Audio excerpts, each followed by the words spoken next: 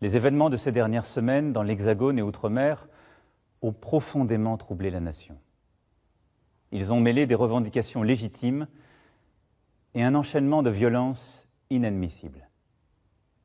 Et je veux vous le dire d'emblée, ces violences ne bénéficieront d'aucune indulgence. Nous avons tous vu le jeu des opportunistes qui ont essayé de profiter des colères sincères pour les dévoyer. Nous avons tous vu les irresponsables politiques dont le seul projet était de bousculer la République, cherchant le désordre et l'anarchie. Aucune colère ne justifie qu'on s'attaque à un policier, à un gendarme, qu'on dégrade un commerce ou des bâtiments publics. Notre liberté n'existe que parce que chacun peut exprimer ses opinions, que d'autres peuvent ne pas les partager, sans que personne n'ait à avoir peur de ses désaccords. Quand la violence se déchaîne, la liberté cesse. C'est donc désormais le calme et l'ordre républicain qui doivent régner. Nous y mettrons tous les moyens, car rien ne se construira de durable tant qu'on aura des craintes pour la paix civile.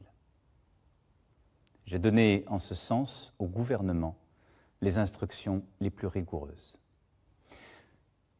Mais au début de tout cela, je n'oublie pas qu'il y a une colère, une indignation. Et cette indignation, beaucoup d'entre nous, beaucoup de Français peuvent la partager. Et celle-là, je ne veux pas la réduire aux comportements inacceptables que je viens de dénoncer. Ce fut d'abord la colère contre une taxe, et le Premier ministre a apporté une réponse en annulant et en supprimant toutes les augmentations prévues pour le début d'année prochaine. Mais cette colère est plus profonde. Je la ressens comme juste à bien des égards. Et elle peut être notre chance. C'est celle du couple de salariés qui ne finit pas le mois et se lève chaque jour tôt et revient tard pour aller travailler loin. C'est celle de la mère de famille, célibataire, veuve ou divorcée, qui ne vit même plus, qui n'a pas les moyens de faire garder les enfants et d'améliorer ses fins de mois, et n'a plus d'espoir. Je les ai vues, ces femmes de courage, pour la première fois disant cette détresse, sur tant de ronds-points. C'est celle des retraités modestes, qui ont contribué toute leur vie et souvent aident à la fois parents et enfants et ne s'en sortent pas. C'est celle des plus fragiles, des personnes en situation de handicap, dont la place dans la société n'est pas encore assez reconnue. Leur détresse ne date pas d'hier. Mais nous avions fini lâchement par nous y habituer. Et au fond, tout se passait comme s'ils étaient oubliés, effacés. Ce sont 40 années de malaise qui ressurgissent. Malaise des travailleurs qui ne s'y retrouvent plus, malaise des territoires, villages comme quartiers, où on voit les services publics se réduire et le cadre de vie disparaître. Malaise démocratique, où se développe le sentiment de ne pas être entendu. Malaise face au changement de notre société, à une laïcité bousculée et devant des modes de vie qui créent des barrières, de la distance. Cela vient de très loin, mais c'est là, maintenant. Sans doute n'avons-nous pas su depuis 1 an et demi y apporter une réponse suffisamment rapide et forte. Je prends ma part de cette responsabilité. Il a pu m'arriver de vous donner le sentiment que ce n'était pas mon souci, que j'avais d'autres priorités. Je sais aussi qu'il m'est arrivé de blesser certains d'entre vous par mes propos. Je veux ce soir être très clair avec vous. Si je me suis battu pour bousculer le système politique en place, les habitudes, les hypocrisies, c'est précisément parce que je crois plus que tout dans notre pays et que je l'aime.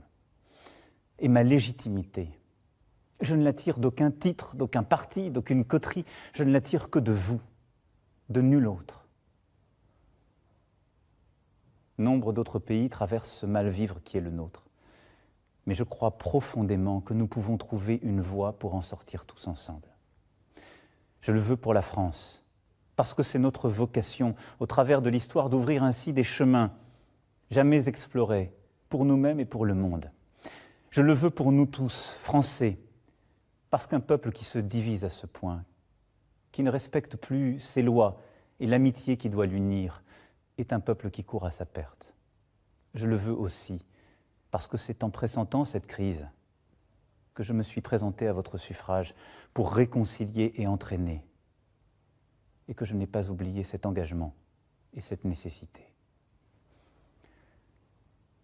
C'est d'abord l'état d'urgence économique et sociale que je veux décréter aujourd'hui.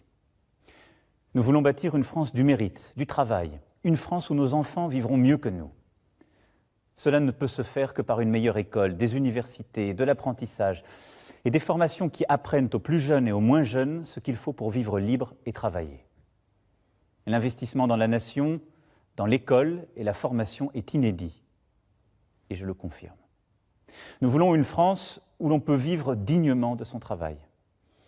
Sur ce point, nous sommes allés trop lentement. Je veux intervenir vite et concrètement sur ce sujet.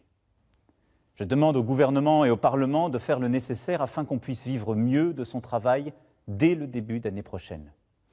Le salaire d'un travailleur au SMIC augmentera de 100 € par mois dès 2019, sans qu'il en coûte 1 € de plus pour l'employeur.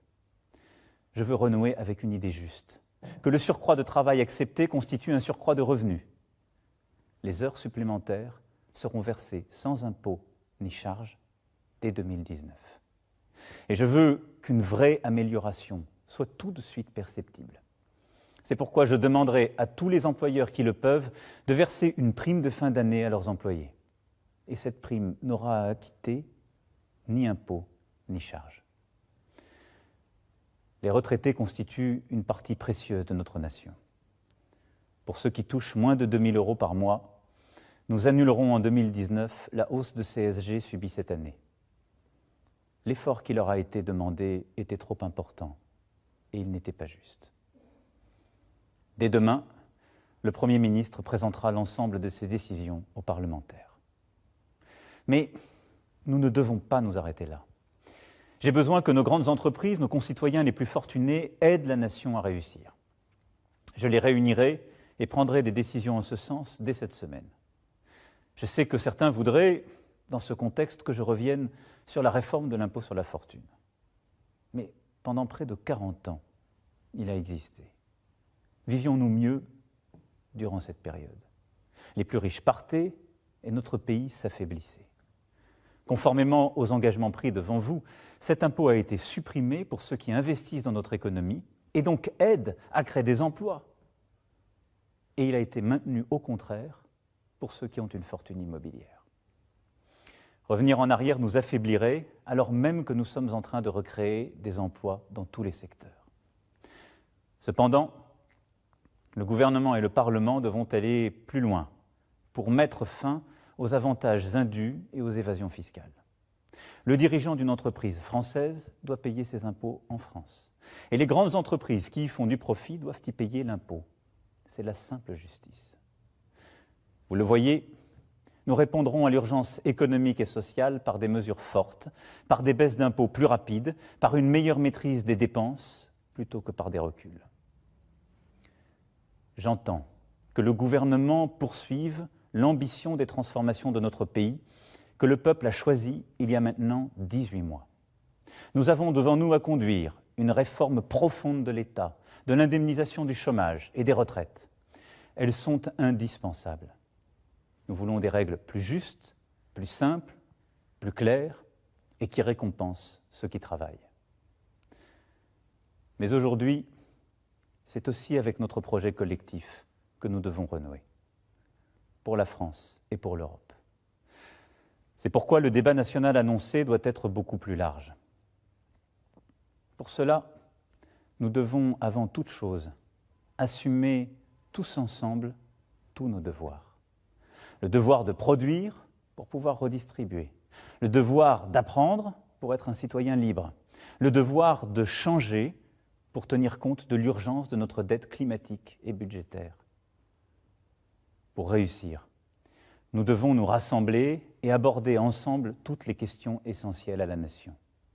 Je veux que soient posées les questions qui touchent à la représentation, la possibilité de voir les courants d'opinion mieux entendus dans leur diversité, une loi électorale plus juste, la prise en compte du vote blanc, et même que soient admis à participer au débat des citoyens n'appartenant pas à des partis.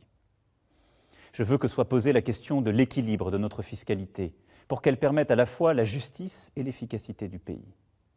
Je veux que soit posée la question de notre quotidien, pour faire face au changement climatique, se loger, se déplacer, se chauffer. Et les bonnes solutions émergeront aussi du terrain.